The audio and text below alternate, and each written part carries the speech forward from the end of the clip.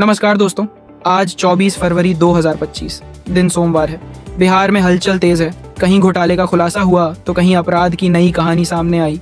पटना में नाबालिग से गैंगरेप, हाजीपुर में इंस्पेक्टर गिरफ्तार और कटिहार में 215 किलोमीटर लंबा गंगा ब्रिज बनने जा रहा है। बिना देर किए शुरू करते हैं आज की टॉप 18 ब्रेकिंग न्यूज़ जो आपको जानना बेहद ज़रूरी है।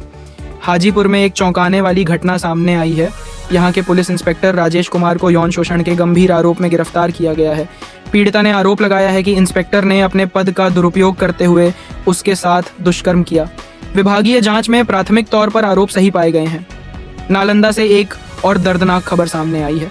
न्याय की गुहार लगाने थाने पहुंची एक महिला के साथ दुष्कर्म की घटना हुई। पीड़िता का आरोप है कि थाने में मौजूद एक व्यक्ति ने उसे सहायता का झांसा देकर एक कमरे में बुलाया और वहां उसके साथ जबरदस्ती की। पुलिस ने मामला दर्ज कर लिया है और आरोपी की तलाश जारी है। पटना में एक 15 वर्षीय नाबालिग लड़की के साथ सामूहिक दुष्कर्म का मामला सामने आया है। पीड़िता स्कूल से लौट रही थी जब कुछ युवकों ने उसका अपहरण कर लिया। आरोपियों ने एक सुनसान जगह ले जाकर उसके साथ गैंगरेप किया। पुलिस ने त्वरित कार्रवाई करते हुए 2 आरोपियों को गिरफ्तार कर लिया है, जबकि अन्य की तलाश जारी है। इन सभी घटनाओं ने राज्य की कानून व्यवस्था पर गंभीर सवाल खड़े कर दिए हैं। विपक्ष ने सरकार पर कड़े आरोप लगाए हैं और कहा है कि महिला सुरक्षा के नाम पर सरकार पूरी तरह विफल साबित हुई है। कटिहार में एक बड़ी विकास परियोजना की घोषणा हुई है। गंगा नदी पर 215 किलोमीटर लंबा पुल बनाया जाएगा जो बिहार और झारखंड को जोड़ेगा। यह मेगा प्रोजेक्ट दोनों राज्यों के बीच व्यापार और यातायात को नई दिशा देगा। इस पुल के निर्माण से कटिहार से झारखंड की दूरी लगभग 200 किलोमीटर कम हो जाएगी। इससे न केवल यात्रा का समय बचेगा बल्कि ईंधन की भी बचत होगी। स्थानीय व्यापारियों का कहना है कि इस पुल से क्षेत्र में रोजगार के नए अवसर पैदा होंगे। प्रोजेक्ट की अनुमानित लागत 25,000 करोड़ रुपए है।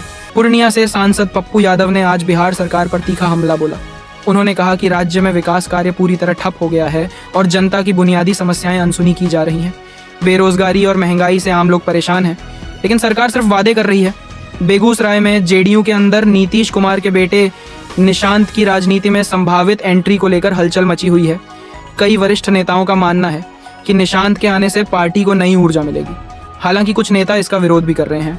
तेजस्वी यादव ने पार्टी कार्यकर्ताओं को डिजिटल प्लेटफॉर्म पर सक्रिय करने की नई रणनीति अपनाई है। व्हाट्सएप ग्रुप्स के जरिए वे कार्यकर्ताओं से सीधा संवाद कर रहे हैं। इससे जमीनी स्तर पर पार्टी की पकड़ मजबूत हो रही है। मुख्यमंत्री नीतीश कुमार की प्रगति यात्रा के दौरान पटना में एक वार्ड काउंसलर के साथ बदसलूकी का मामला सामने आया है। इस घटना के बाद स्थानीय नेताओं में नाराजगी है। विपक्षी दलों ने इसे लोकतंत्र का अपमान बताया है।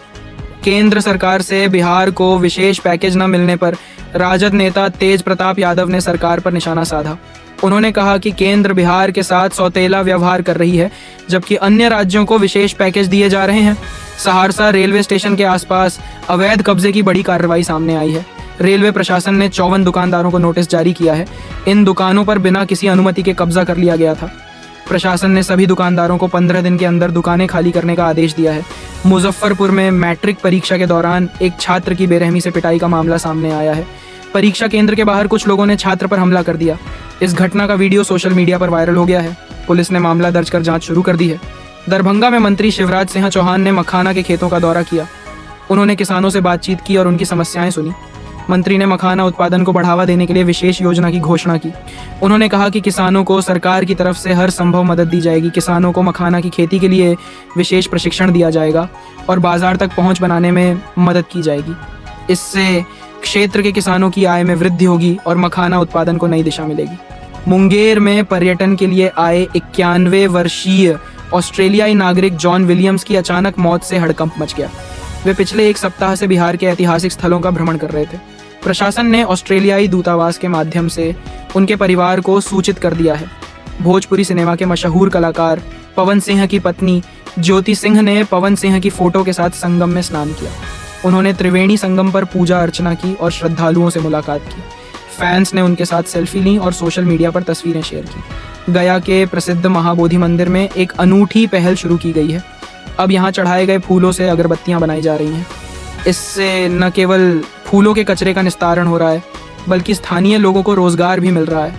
मंदिर प्रशासन के अनुसार इस पहल से पर्यावरण संरक्षण में भी मदद मिलेगी। समस्तीपुर में एक चौंकाने वाला मामला सामने आया है जहां एक मुस्लिम युवती के साथ धोखाधड़ी का मामला प्रकाश में आया है। युवक ने मंदिर में हिंदू रीति रिवाज से शादी की और कुछ महीनों बाद युवती को गर्भवती छोड़कर फरार हो गया। पीड़िता के परिवार ने पुलिस में शिकायत दर्ज कराई है और न्याय की गुहार लगा रहे हैं।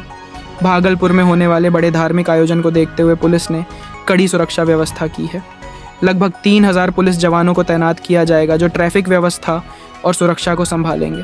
शहर के प्रमुख चौराहों पर विशेष पुलिस बल की तैनाती की जाएगी।